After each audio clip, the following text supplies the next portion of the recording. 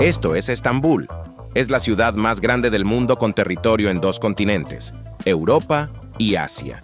Más de 15 millones de personas viven aquí, lo que la convierte en la 7ª ciudad más grande de Asia y la número 1 en Europa. También es una de las ciudades más famosas y conocidas que la humanidad ha construido. Ha servido como capital para 3 grandes imperios históricos, los romanos, los bizantinos y los otomanos, y ha sido la ciudad más grande del mundo en 2 ocasiones históricas separadas, durante los siglos VII y XVII. ¿Quieres saber de qué trata esto? Pues vamos, exploremos el planeta.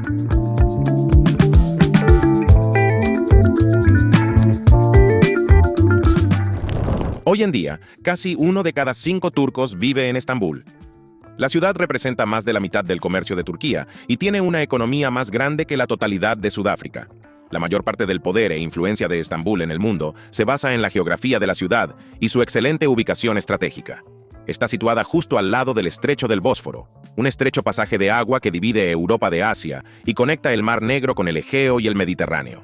Históricamente, es el único camino posible que Bulgaria, Rumania, Ucrania, Georgia y la parte suroeste de Rusia pueden utilizar para llegar al mar Mediterráneo y al océano global, ya sea a través del Suez o de Gibraltar. Por lo tanto, el Bósforo es absolutamente crítico para todos estos países para el comercio internacional, pero especialmente para Rusia, el segundo exportador de petróleo del mundo, que tiene que enviar casi todo su petróleo desde sus puertos aquí en el Mar Negro, que permanecen cálidos y libres de hielo todo el año. El Bósforo es básicamente la única forma en que estos grandes petroleros rusos pueden salir a los océanos del mundo. Pero el estrecho también es importante para docenas de otros países por esta razón: el Danubio. Este es el segundo río más largo de Europa y su desembocadura está ubicada directamente en el Mar Negro. El río fluye por miles de kilómetros directamente a través de importantes ciudades europeas como Viena, Bratislava, Budapest y Belgrado. Y desde 1998, también se conecta directamente con el río Rin y el puerto de Rotterdam, el centro comercial más grande de Europa. Todo esto contribuye a hacer del estrecho del Bósforo una de las rutas comerciales más transitadas del mundo, con más de 3 veces el tráfico comercial que tiene el Canal de Suez, y convierte a Estambul en una de las ubicaciones más estratégicas de la Tierra. Pero a pesar de eso, Turquía se beneficia muy poco de esta posesión hoy en día. Literalmente no obtiene nada de ella. No pueden permitir que ciertos buques de guerra aliados pasen a través de él. Y para solucionar todo esto, Turquía planea transformar Estambul, su ciudad más grande e importante, en una isla. Y aquí está el porqué.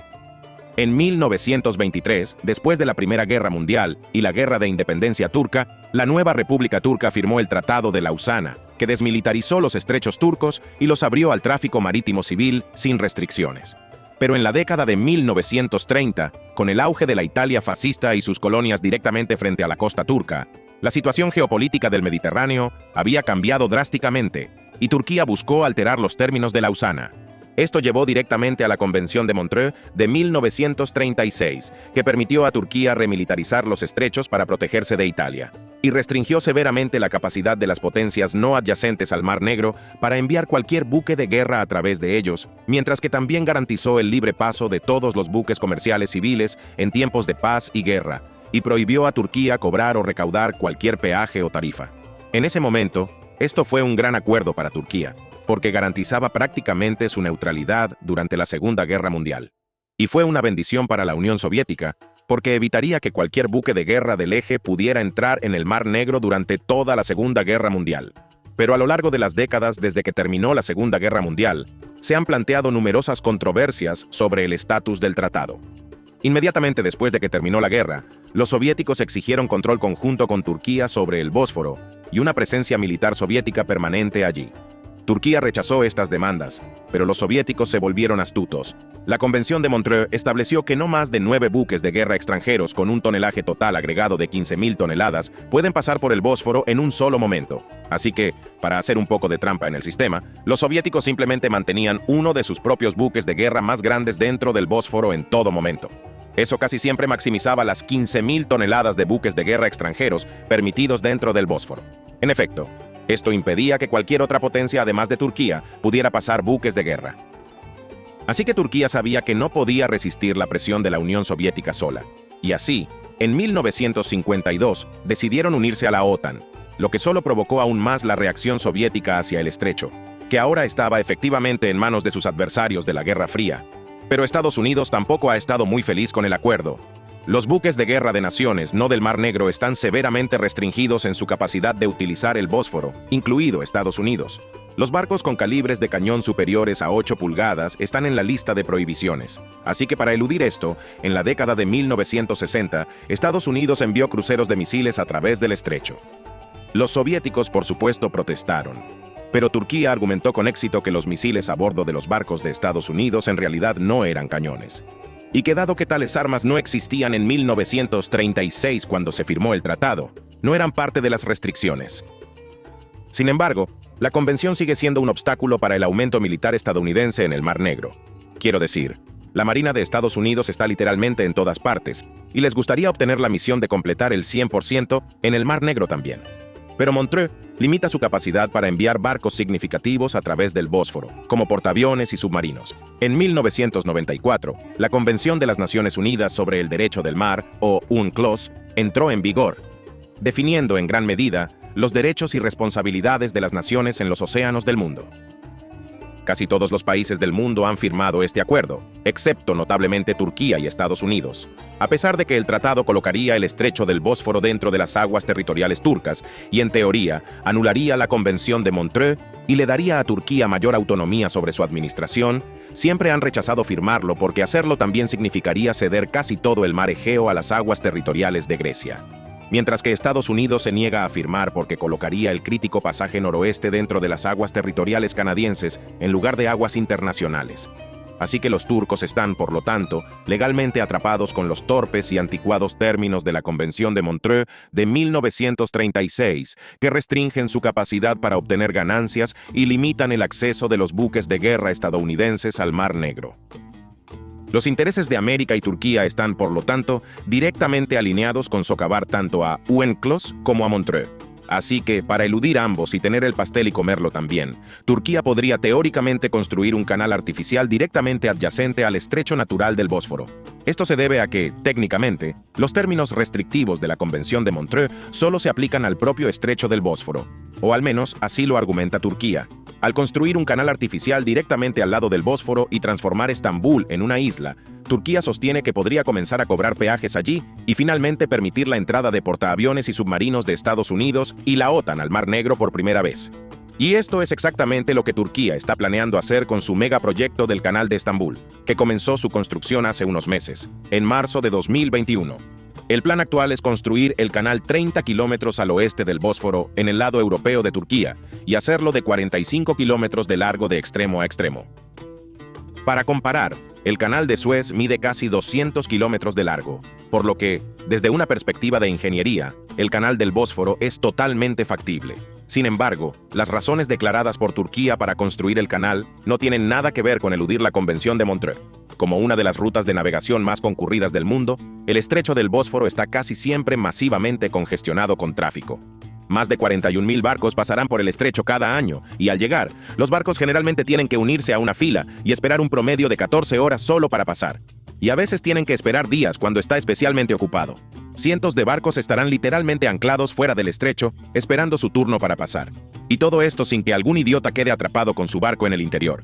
Construir un canal adyacente al Bósforo ayudaría inmediatamente a aliviar mucho de este tráfico. Y Turquía afirma que será capaz de soportar hasta 160 barcos cruzando por día, aproximadamente el mismo número de tránsitos que actualmente pasan por el Bósforo. También ayudaría a desviar gran parte de la carga peligrosa que pasa por el Bósforo, justo al lado del centro de la ciudad de Estambul. 15 millones de personas viven cerca de las costas del Bósforo, y como se ha visto en incidentes como la explosión de Beirut o la explosión de Halifax en el pasado, cargas peligrosas como municiones, petróleo o fertilizantes representan un grave riesgo de explosión durante un evento de colisión. Un incidente de este tipo en el Bósforo no es del todo improbable, dada la enorme cantidad de petróleo y gas natural que Rusia envía a través de él, sin mencionar los buques de guerra rusos y turcos, los submarinos, el gran número de tránsitos por día, el tráfico de ferries que cruza entre los dos lados de Estambul y las aguas difíciles de navegar. Y la mayoría de estos factores ni siquiera estaban presentes en lugares como Beirut o Halifax, y aún así sucedieron. Así que probablemente sea mejor desviar toda esa carga peligrosa hacia el oeste, a lo largo de un nuevo canal, alejándola del centro de la ciudad. De todos modos, El único problema con esa línea de argumentación es que Turquía también quiere desarrollar extensamente las orillas del nuevo canal con bienes raíces completamente nuevos. Todo el proyecto del canal es parte del plan Visión 2023 de Turquía, y una vez que se termine, esperemos que para entonces marcará el centenario de la existencia de la moderna República Turca. El canal se conectará con el nuevo aeropuerto de Estambul, que cuando esté completamente terminado a mediados de la década de 2020, será el aeropuerto más grande del mundo, capaz de acomodar a 200 millones de pasajeros al año. Turquía espera que la construcción del canal cueste aproximadamente 15.000 millones de dólares y es monstruosamente controvertida. En el lado positivo, el gobierno turco espera que el canal alivie la congestión en el estrecho del Bósforo, acelere el comercio internacional, desvíe la carga peligrosa del centro de Estambul, abra más bienes raíces desarrolladas y proporcione una forma de finalmente monetizar su ubicación geoestratégica con peajes y tarifas que podrían ser, según ellos, tan altas como 8.000 millones de dólares al año, lo que sería un 30% más de ingresos que lo que genera el canal de Suez para Egipto. Pero los críticos creen que, bueno, prácticamente nada de eso va a suceder. En primer lugar, construir el canal solo servirá como un medio para que Turquía eluda la Convención de Montreux, no la anule. Los barcos mercantes seguirán teniendo garantizado el acceso libre y sin restricciones al Bósforo, incluso después de que se construya el canal. Así que muchas personas se preguntan con razón cómo Turquía convencerá a la gente para que lo use. Turquía argumenta que el canal servirá básicamente como un carril expreso más rápido por el que los barcos pueden moverse para evitar los largos tiempos de espera que se observan en el Bósforo. Y planean hacer que los tiempos de espera del Bósforo sean aún peores. Para fomentar un poco más el uso del canal, la Convención de Montreux otorga a Turquía la autoridad para revisar todos los barcos que pasan por el Bósforo en busca de seguridad sanitaria y ambiental. Así que, teóricamente, Turquía podría y probablemente ampliaría esta autoridad para hacer controles sanitarios o ambientales muy largos en todos los barcos que pasan por el Bósforo, pero no ofrecería tales controles a través de su canal que las personas realmente están pagando por usar. Sin embargo, muchos temen que muchos barcos simplemente no se preocuparán y elegirán continuar usando el Bósforo de forma gratuita, incluso si los tiempos de espera son un poco más largos. Es un poco como lo que la gente siente al usar YouTube Premium, pero eso no viene al caso de todos modos. El canal también requerirá el desplazamiento de miles de residentes que actualmente viven dentro de su ruta directa. Probablemente causará daños ambientales incalculables al contaminar las aguas subterráneas de Estambul, destruirá un importante embalse que proporciona un quinto del suministro de agua potable ya agotado de Estambul. Y más interesante aún, algunas de las propiedades a lo largo de la ruta planificada del canal ya son propiedad de miembros de la familia real qatarí y de este tipo, Brad Albayrak, el ministro de Finanzas turco y el yerno del presidente Erdogan, lo que significa que él se beneficiaría personalmente del desarrollo inmobiliario resultante del canal. Y además, China tiene ambiciones con Serbia y Grecia para potencialmente construir su propio canal desde el Egeo directamente al río Danubio, que, si se construye, proporcionaría una forma para que los barcos eviten completamente todo el Bósforo. De todos modos, al moverse entre el Egeo, el Danubio y el Mar Negro, ya hice un video completo sobre este proyecto y si Turquía cobra demasiado por su canal, China podría terminar construyendo el suyo con la ayuda de Serbia y Grecia para evitarlo. Como resultado de todos estos factores, el canal de Estambul enfrenta una fuerte oposición en la misma Estambul, con una encuesta que sugiere que el 80% de los ciudadanos de Estambul se opone a su construcción y apenas un 8% lo apoya. Pero el canal también es fuertemente rechazado por muchos poderes externos, sobre todo, y de manera obvia, por Rusia. Turquía y por extensión, la OTAN y los Estados Unidos argumentan que la Convención de Montreux no se aplicará al nuevo canal de Estambul, lo que podría permitir teóricamente el ingreso de grandes barcos de Estados Unidos, portaaviones y submarinos al Mar Negro por primera vez, justo en la puerta de Rusia, cerca de ubicaciones críticas como Crimea, Ucrania y la región del Donbass, donde Rusia está librando activamente una guerra.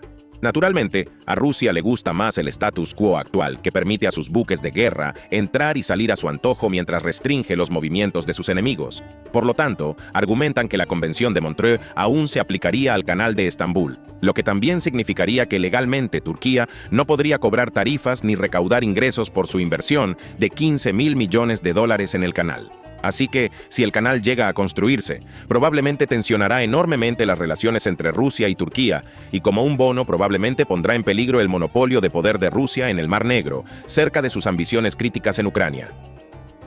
Debido a todas estas posibles consecuencias externas, 104 exalmirantes turcos y oficiales navales firmaron una carta abierta expresando su objeción a la construcción del canal, citando que la Convención de Montreux garantizaba la neutralidad turca durante tiempos de guerra y prevenía que se desatara un conflicto en el Mar Negro entre Estados Unidos y Rusia, y que el eludirla podría abrir a Turquía y al Mar Negro a futuros conflictos. Pero al día siguiente, 10 de estos almirantes fueron arrestados y encarcelados por el gobierno turco, aplastando efectivamente toda su resistencia. El presidente Erdogan y el gobierno turco están completamente comprometidos a completar el canal de Estambul, lo que cambiará para siempre la geografía y la realidad de Estambul, Turquía y el mundo. El estrecho del Bósforo es vital para varias industrias y recursos, pero quizás ninguno sea tan importante como el trigo. Rusia y Ucrania son los mayores y quintos exportadores de trigo del mundo, respectivamente, y juntos exportan más trigo que todo el continente norteamericano en su conjunto. Solo el Medio Oriente absorbe más del 80% de estas enormes exportaciones de trigo de Europa del Este, lo que significa que el flujo vital de alimentos hacia el Medio Oriente y dinero hacia Rusia y Ucrania fluye inevitablemente a través del estrecho del Bósforo, y cualquier interrupción en esa cadena de suministro puede tener consecuencias catastróficas como ocurrió en 2010. Ese año, Rusia y Ucrania experimentaron un evento de sequía que ocurre una vez por siglo que afectó gravemente su producción de trigo, y en un intento por proteger a sus propios agricultores de trigo, Rusia prohibió temporalmente todas sus exportaciones de trigo. El 80% de las importaciones de trigo del Medio Oriente fueron repentinamente y de inmediato cortadas, lo que llevó a una grave escasez de alimentos, que en parte contribuyó al evento de la primavera árabe ese año, que llevó a revoluciones y guerras civiles en todo el mundo árabe. Cualquier interrupción en el Bósforo podría hipotéticamente provocar eventos similares, por lo que este pequeño estrecho es tan importante para tantas personas fuera de Turquía. Muchas gracias por ver, nos encantó tenerte aquí con nosotros este día. Esperamos verte mañana para seguir explorando el planeta.